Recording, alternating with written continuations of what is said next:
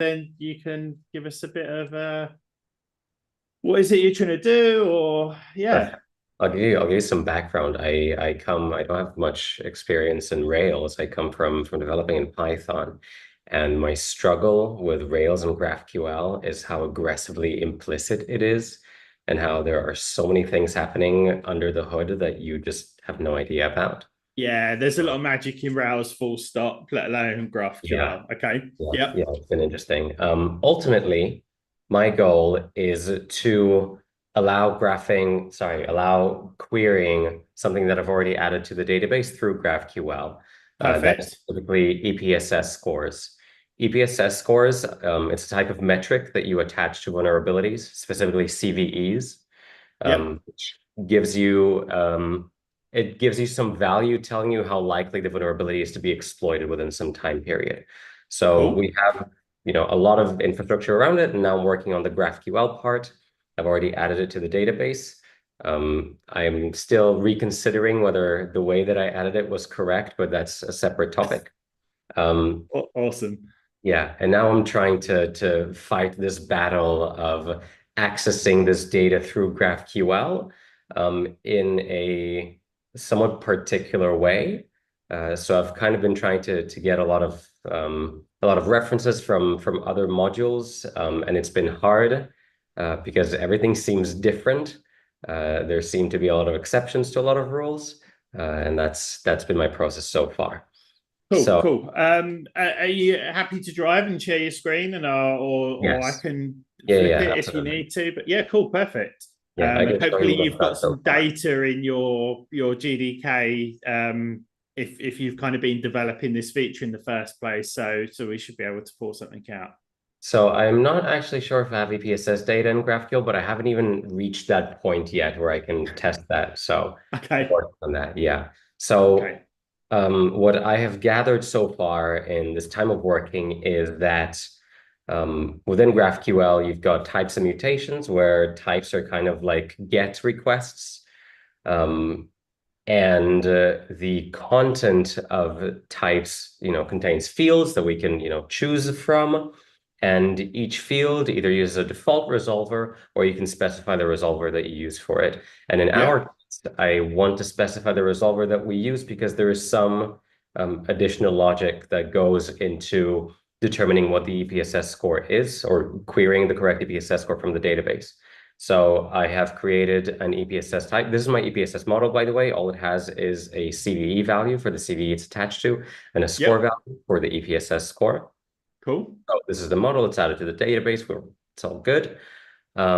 And we have an EPSS type, which also contains a CVE and a score. I set the CVE as an ID just because supposedly there should not be any duplicates by CVE. So every Mhm. CVE will have its own EPSS score. This may be up for debate, I'm not sure. And I have taken this type and added it as a field to the vulnerability type. You can see it over here. We've got an EPSS score. And I've set its resolver to be its own EPSS resolver and not anything default. Okay, Right. Now I started working on the resolver. I've had a bunch of iterations, but this is the latest state. Now, the reason that I want a non-default resolver that has some additional logic is because EPSS score only appear for vulnerabilities that are CVEs. There are vulnerabilities that are not CVEs, like vulnerabilities from the GitHub Security Advisory, or the GitLab Security Advisory. okay, And I specifically want to get EPSS scores for vulnerabilities that are CVEs. And one way to determine whether a vulnerability is a CVE is by checking the external type of the vulnerability that we query. And actually, I have this here. If I comment this part out and get a list of vulnerabilities that we have in this little project here, we can see this list of vulnerabilities, and some of them, I think all of them actually, but generally at least some of them will have a CVE identifier. So we specify a vulnerability as a CVE if one of its identifiers is a CVE, meaning its external type equals to CVE. okay. And that is what I try to determine in the resolver right now. So Okay. I guess So whether let me ask, I'm sure silly question, but log it. you're sort of saying here that you only want to return the EPS score for vulnerabilities that are CVEs, right? Yes. But will there actually be EPS scores in the database for other vulnerabilities or not? There will not be EPSS scores for other vulnerabilities. Oh, So do you really need this resolver if like because and naturally out of the box it will only pull the data that exists, right? So what what do you see this resolver as doing that wouldn't just happen naturally, if that makes sense? one of the things it does is take the specific information that it wants, which is the CVE ID, this name Yeah. here, and uses that to query the EPSS score. Since So we, do you mean they're not directly attached to the like there's not a relationship in the database? I don't think there's something that is like perfectly one-to-one direct. Each vulnerability can have multiple identifiers, and we want one of those identifiers if it exists. Right. So is it sort of like a double hop then? You're sort of saying from a vulnerability, you want to go via the identifiers to an EPS score, and if one exists, then kind of bring that back. Right. For a vulnerability, if one of its identifiers, which I think are saved separately, or they may be saved as a dictionary, if one of them is a CVE, then I want to take that CVE and use that to query for the EPSS score. Okay. Okay. Do we currently expose the identifiers? Yes, I guess we do because you're querying it here. I take it you discounted the idea of exposing the EPS score against the identifier. You sort of decided that you do really want it at the level above. You want it at the vulnerability level rather than the identifier level. I think that would be ideal. I think it's a little strange to attach it to identifiers, just because I imagine that when somebody is looking for vulnerabilities, they will use this platform of vulnerabilities. They will see the identifiers, and they also want to see whether there's EPSS data. So what I would be very tempted to do, or the way that I'm understanding it so far, is I would probably fix that outside of GraphQL, if that makes sense. So I would probably create a method or a relationship or a scope or whatever you would want to call it against the vulnerability model, which exposes the EPS score. And that sort of this doesn't sound like a GraphQL problem, if that makes sense, that we're like you might want via the REST API to expose this EPS score against a vulnerability as well. You might want to do it via the HAML backend or some other mechanism as well. So we could sort of, as an exercise, try and get this working regardless, if that makes sense. But from an architectural point of view, if that's the right terminology, it sounds to me like maybe the sort of end goal would actually be to kind of correctly expose the EPS score against the vulnerability model. And then you won't actually need a resolver, I imagine. But we can kind of Okay, that's this. interesting. The Does structure, yeah, go on. go on? I was going to say, does that not sound right? Is there a reason why you think we wouldn't want to do that? I think one of my struggles here is that I'm not entirely familiar with the structure of the database and vulnerabilities. I know it's very spread out. I have a list somewhere here of all the tables that use vulnerabilities, and they are plentiful. You've got Okay. identifiers that have vulnerabilities. It's very split up, and the EPSS table is actually part of a different kind of a different, what's the word? The bounded Like context. namespace or whatever. Yeah. Okay. Yeah. And I'm not sure if the fact that we put it there was the right decision, which is something that I want to put aside. But it's something that we should consider. And EPSS scores come in a separate table called PM EPSS. So we'll just have to figure out how we take a vulnerability, get its identifiers, and attach and join the data from the PM EPSS table. Okay. Well, let's attack it like with the resolver the way you're going, so we can try and understand and Mm, hopefully figure out what's going wrong in the GraphQL world. But mm. maybe I'll raise it for discussion if you share an MR or whatever, and we'll Yeah, see what the absolutely. relevant team, because again I've no real experience in the vulnerability world, so it's possible that Yeah. that doesn't make sense. So you've got your resolver in, you've got your Yes. type in, you've Yes. presumably exposed. Yeah, we saw that you had exposed the type against the vulnerability type. Mhm. So, but presumably something's not working, right? So, Yeah. So the next um, step that I understood is that I should get either a finder or a service. Supposedly services are for mutations and finders are for getting data. So I've created a finder. And originally I was querying it directly here using where, but Robocop didn't like it. There's a whole separate discussion that I opened up asking why, because it seems that we ignore this particular item, this cop in many, many places. mhm, But anyway, I added a by CVE method to EPSS, where it just queries for entities where the CVE is the given CVE. So we start in the model, it's got a by CVE value where it queries for scores where the CVE is the given CVE. The finder method uses that to query.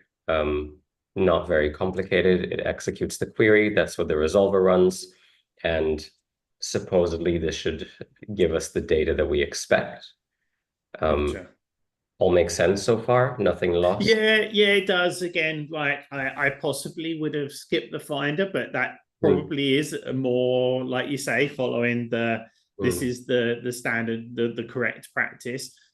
mhm, Especially if in future we decide that we want to be able to find EPSS score, like yeah, EPSS is via by other filters mm, or criteria or whatever you want to call it. But mm. yeah, in this instance, I probably would have short circuited the finder and just gone straight. But again, Yeah, that's neither that's here nor that's there. fair. Cool. I Okay. Yeah.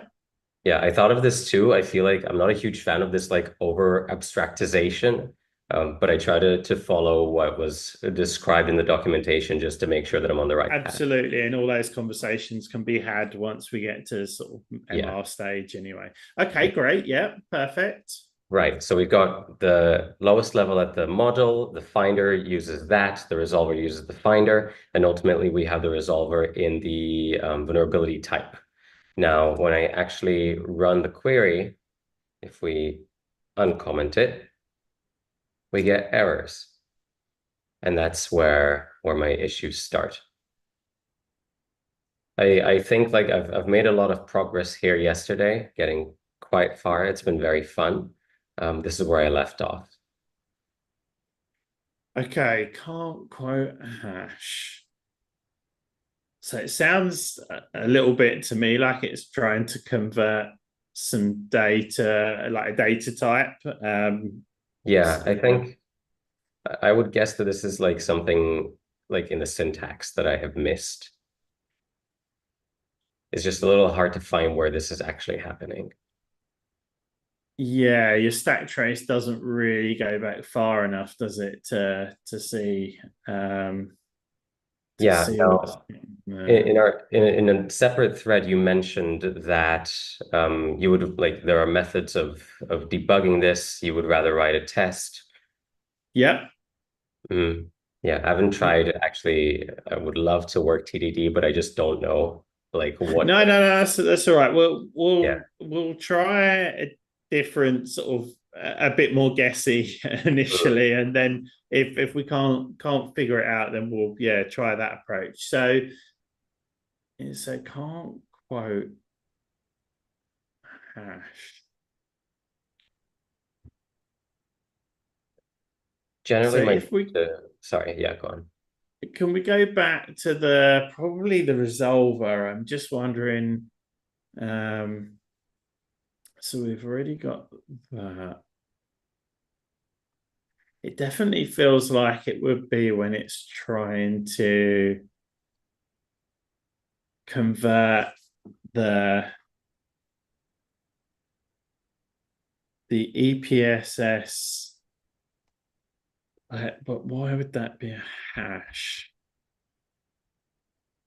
Yeah, I'd Why love would to it say understand at what point it sees a hash.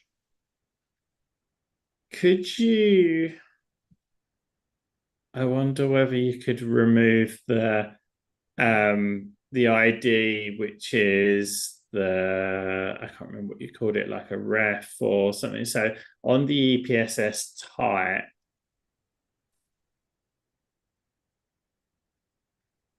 yeah, This part, comment that out? completely, okay. Yeah, and then we'll go back and we'll rerun the query, but removing the CV from the query as well. Okay. I'm not convinced, but It's yeah. interesting. Why did you choose this approach? Well, I wasn't sure if there were some weird specifics about the CVE and what it's expecting it to be. Mhm. Um, Is it possible that because there may be no EPSS data in the database, that it's getting something unexpected? so yeah, to be fair, you have got here so EPS. Oh no, okay. If it would find one of those, if you go back to the vulnerability type, I assume that you've got null true for vulnerability type for EPSS. Yeah. Yeah, so it's allowed to be null. What we could potentially try if we go back to the resolver. I'm tempted to rename the resolve method, resolve underscore old or something like that, and we'll create our own a new resolve method that just returns, funnily enough, a hash, which has got the two fields that we're expecting to get, so we can try and find out. Perfect.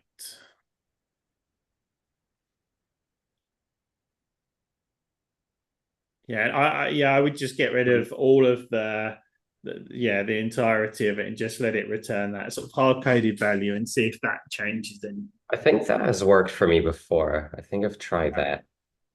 Yeah.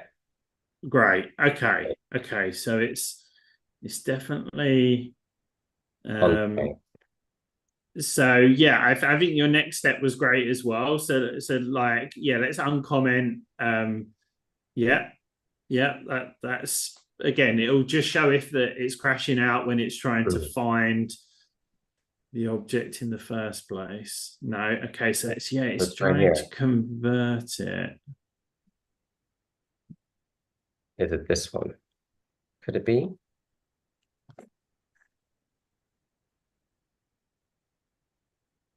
See, I think it's when it's trying to present it for some reason. But again, you could run that. Because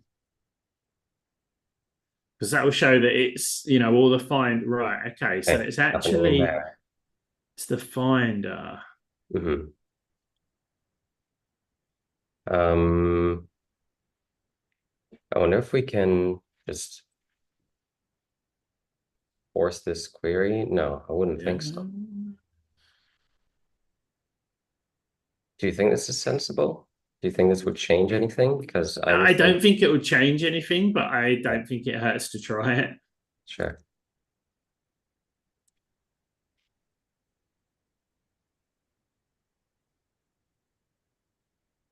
Right, we were, oh, Interesting. wow, that's funky. Interesting.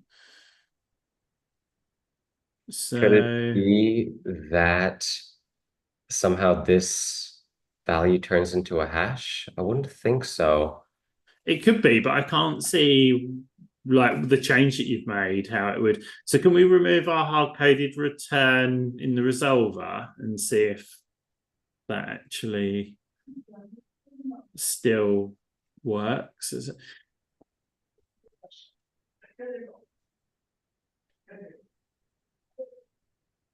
That works, technically. Yeah, obviously, as you Yeah. say, we need some data in there to Hmm. confirm. So yeah, let's just have another look to try and understand how is it. So you're So there's a scope here. I may have just not implemented it properly. I recall running a raise here just to see what the CVE looks like at this stage. so you can't quite do it like that. You would need to do it inside the yeah, pretty much.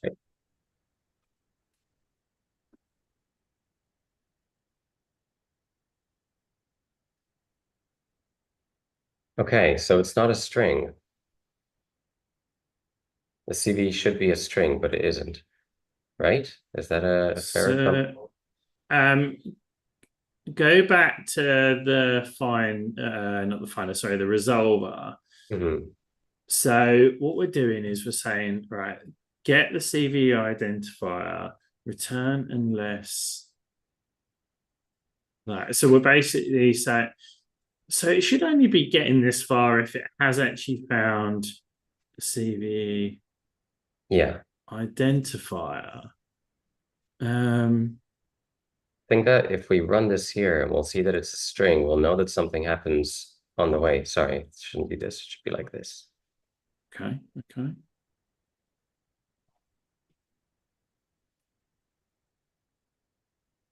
Right. At this point, it's still a string.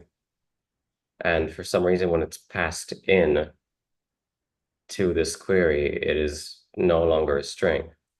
And what was the net message when you did the raise in here? It was the CVID, which is what we, But when you moved the raise into the, so yeah, removed right, from when we move there, put here, it to here. it says that it expects an exception class, meaning there's some object that is not a string. So going back to, so which model was this? Is the EPSS? I Yes. right, okay. I think I could be wrong here, but if you look, CVE is actually a field within the EPSS model. Mm, So maybe if you just use a different, yeah, try. although saying that is CVE ID also a field within the. Not here. This should, Okay, cool. let's see if that works. That'll be interesting. Back here. Still not. Maybe raise it again in here just to see. Good idea.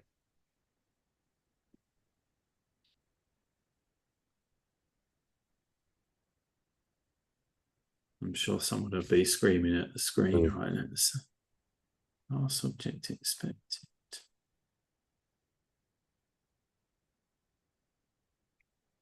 Is there any reason that it would convert it into something, or maybe we're using it wrong somehow?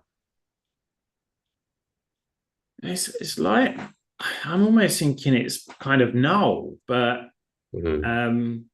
then why it shouldn't get this far, right? Because in your EPSS resolver, you're returning early, right? If it doesn't find a CVE identifier. Let me just go back to the resolver. Yes. So CVE. We know that at this stage it's a string because we printed it. You And printed it in the finder, right? Yeah, okay. oh, So in the finder, hop back into the finder for a minute.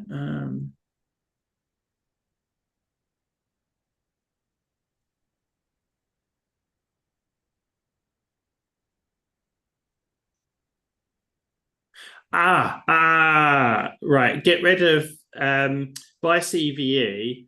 get Mhm. rid of the CVE prefix, if that makes sense, and just pass Yes. at CVE. Yeah, you're passing a hash. That's it. That's all it Oh, was. that's interesting. Okay. That'll do it.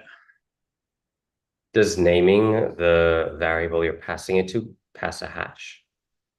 Wow, that worked. Yeah, essentially you have args, kwargs, and some Mhm. other kind of Oh, I args. see. Yeah, Okay. so keyword arguments essentially Got it. pass a hash. Yeah, Um, makes sense. If it so happens that way. yeah, Okay. Wow, that's intense. yes, it could have been a bit more. I don't know, and Hey, that's there what we you're go. saying about the magic, right? That if Hmm. things were a bit more explicit and less implicit, then it probably would have been obvious what was going on there. But yeah. Yeah. Wow, that was Um, particular. so did you want to? If you scroll down, I presume that you've got one. I assumed one of them would be returning data. No, I don't think that I've got any. Oh no, sorry. So yeah, you've got CVEs, but you haven't got Yes. any EPSS Yeah. scores. But this is Should this is we try and perfect. stick one in the database quickly so we can see it in all its glory before we? Yeah, I can try to force something in. This is also not something that I've tried to do before, but we can definitely try. So my trick, whether or not you sort of one step ahead of me or whatever, but I would normally use the Rails console and Yes. I would use factory bot to basically yeah to sort of generate one and stick it in when I'm looking for sort of test database in the real test data in the development database. Don't remember if I've written a factory or not. I don't think I have. So it would be in the factories folder and it would just be called Oh, EPSS. yes, perfect. Okay. Oh, there, PM EPSS. Wonderful. So I just take this and stick it into the console. not quite. What we do, so you'll want to pass a CVE, which you, excuse me, which you can steal from. Yeah, so if you just go to console and do factorybot.create, it needs to be, so it'll be a capital F and a capital B, and Mhm. then we need to pass some args to create. So it's a symbol, so you need to use the, always get my colons and semicolons confused. Colon, was it PM underscore EPSS, I think? Yes. And then comma, and then you want CVE, I see. colon, Should this also not be, with the oh, okay. prefix on this one Oh, not exactly, and again. then just put your pass your string in, which you can get from your GraphQL output. You want specifically Oh, that's true. Good match point. Good point. Good one point. of these, and that should do that. You can put a score, but it will automatically default to the one that you had in your factory. Oh, okay. So it's Interesting. up to you. You can Should I assign this to anything or no, and I think if you got an extra bracket at the end that you don't need very possible? right. So hopefully Wow, it's that's seeded beautiful. one in your database, and we'll give that GraphQL query another run and see if you get a response. Gorgeous. Ah, and you can. Oh no, you've still got it in there. Sorry, I thought we removed one of the. There you Wow, go. perfect. That's beautiful. So what I would love you to do here as well. Yes. So it's something that I'll try and find an issue that corresponds with it at some point and drop you a DM. But Mm. um, is actually ensure that we seed some data during like the GDK sort of installation and setup. So Hmm. if we just have a really quick look in, so go back to your Visual Studio. Now I've got to remember what it's called. I think if you search for a file called fixtures, Is it I think it's fixtures, and then look for 32 underscore. 32 within the file? Is it in QA? No, it's not in QA. So if you just do space 32 underscore. Mm. So this is a random example of one that I remember putting together. Oh, So this is going to be more complex than you need it.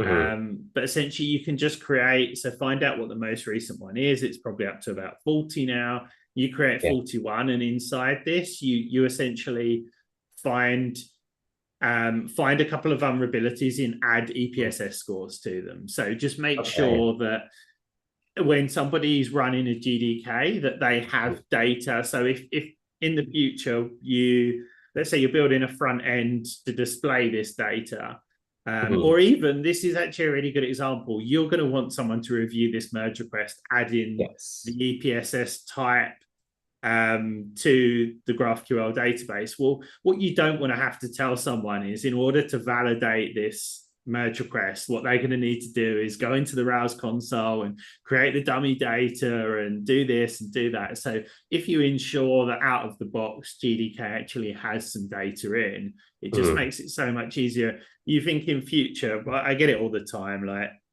I'm reviewing a merge request, something to do with CI, and in order to actually validate that merge request, I actually have to set up a runner. I have to create a GitLab CI.yaml. I have to run a job, and Yeah. it's really painful. So Exhausting. Yeah.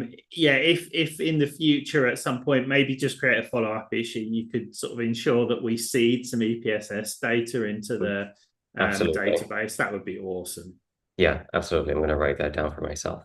Wicked. I'll send you. I'm sure I've got an issue somewhere where I sort of said about encouraging it. I Mm. don't know. Again, I'd love ideas as to maybe it's something we can create some kind of automation with triage ops. So Mm. anytime someone adds a model, it says like, have you considered adding some seed data or something like that? I think But that's good. Adding it to the open to pipeline. ideas. I think that's Um, good. I also think it would be good to awesome. add to the documentation as well. Yeah, absolutely. So it looks like you pretty much nailed it all anyway, which is awesome. As I say, Yeah, like this was a good push. I think there's some interesting conversations there around like, should we put the finder in now because Mhm. it will save us having to introduce it later when we start doing other things, or actually is it, as you sort of said, a bit over abstracted, Yeah. um, and should we expose something against the vulnerability model rather than Mhm. using GraphQL and the resolver to kind of solve that problem? Mhm. Um, the I would only really, other, yeah, go on. sorry. I was going to say I would really like it if once I have a proper MR, if you could comment those things there and Yeah, absolutely. Yeah, I'll be happy to. Yeah, ping it over that's once you've got beautiful. something up. And awesome, Fantastic. wicked. I'll leave it in your capable hands then. Thanks, Thank you so thanks so much, much Lee. for streaming. Speak to you soon. Yeah, you too. Thank you so much. This was beautiful. Anytime. Catch you later. Bye bye.